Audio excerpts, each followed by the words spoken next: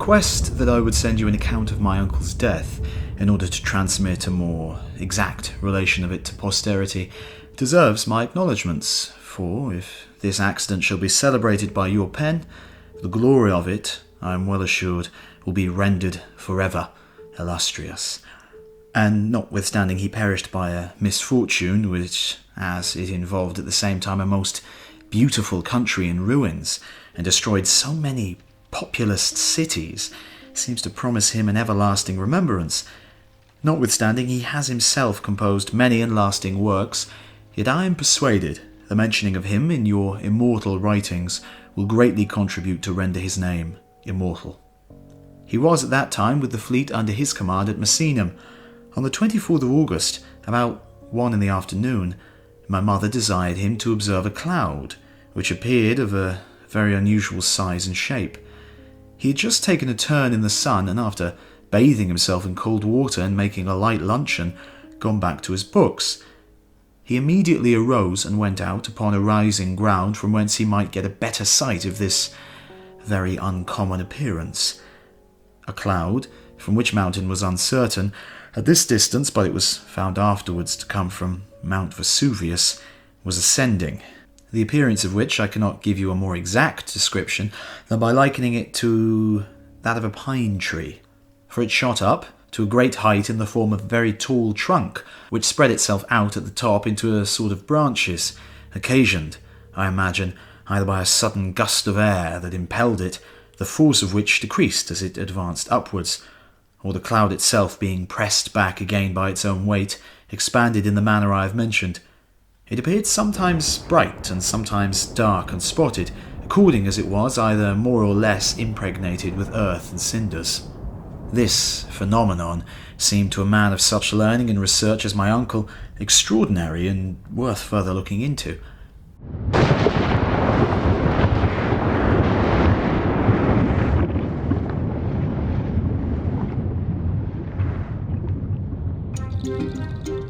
He ordered a light vessel to be got ready, and gave me leave, if I liked, to accompany him. I said I had rather go on with my work, and it so happened he had himself given me something to write out. As he was coming out of the house, he received a note from Rectina, the wife of Bassus, who was in the utmost alarm at the imminent danger which threatened her. For her villa, lying at the foot of Mount Vesuvius, there was no way of escape but by the sea. She earnestly entreated him, therefore, to come to her assistance. He accordingly changed his first intention, and what he had begun from a philosophical, he now carries out in a noble and generous spirit. He ordered the galleys to be put to sea and went himself on board, with an intention of assisting not only Rectina, but the several other towns which lay thickly strewn along that beautiful coast.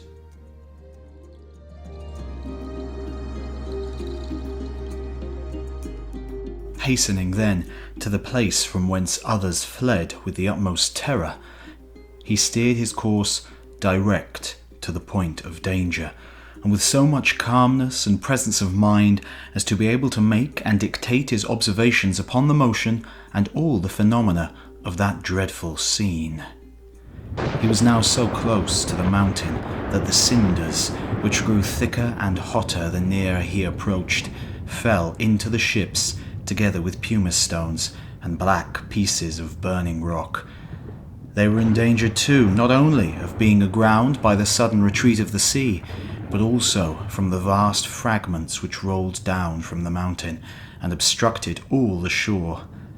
Here he stopped to consider whether he should turn back again, to which the pilot, advising him, "Fortune," said he, "favours the brave. Steer to where Pomponianus is."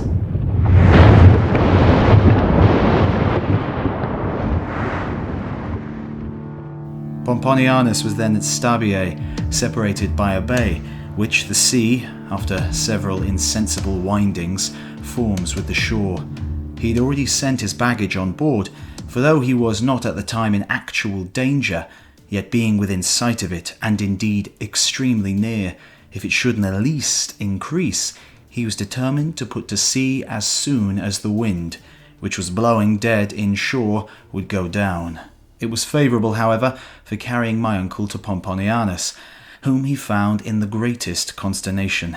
He embraced him tenderly, encouraging him and urging him to keep up his spirits, and the more effectually to soothe his fears by seeming unconcerned himself, ordered a bath to be got ready, and then, after having bathed, sat down to supper with great cheerfulness, or at least, what is just as heroic, with every appearance of it. Meanwhile, broad flames shone out in several places from Mount Vesuvius, which the darkness of the night contributed to render still brighter and clearer. But my uncle, in order to soothe the apprehensions of his friend, assured him it was only the burning of the villages, which the country people had abandoned to the flames. After this he retired to rest, and it is most certain he was so little disquieted as to fall into a sound sleep, for his breathing, which on account of his corpulence was rather heavy and sonorous, was heard by the attendants outside.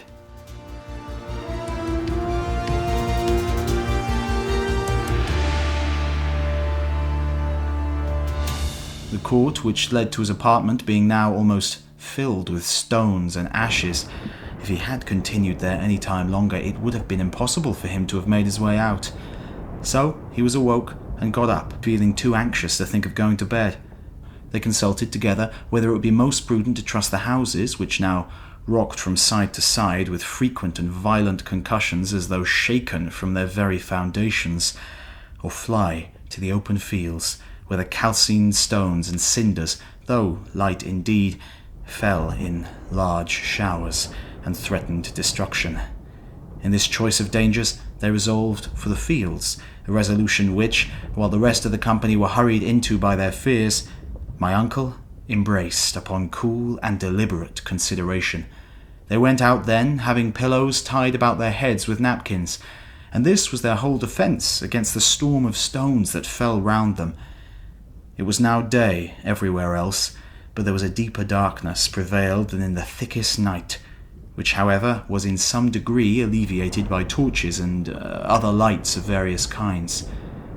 They thought proper to go farther down upon the shore to see if they might safely put out to sea, but found the waves still running extremely high and boisterous. There my uncle, laying himself down upon a sailcloth which was spread for him, called twice for some cold water, which he drank, when immediately the flames, preceded by a strong smell of sulphur, dispersed the rest of the party and obliged him to rise. He raised himself up with the assistance of two of his servants, and instantly fell down dead, suffocated, as I conjecture, by some gross and noxious vapour, having always had a weak throat, which was often inflamed.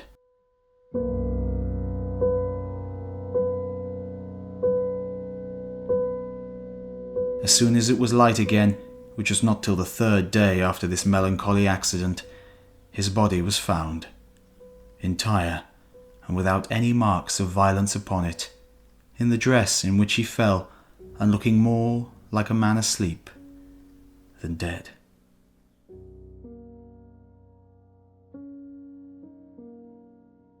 During all this time, my mother and I, who were at Misenum, but this has no connection with your history, and you did not desire any particulars besides those of my uncle's death, so I will end here, only adding that I have faithfully related to you what was either an eyewitness of myself or received immediately after the accident happened, and before there was time to vary the truth.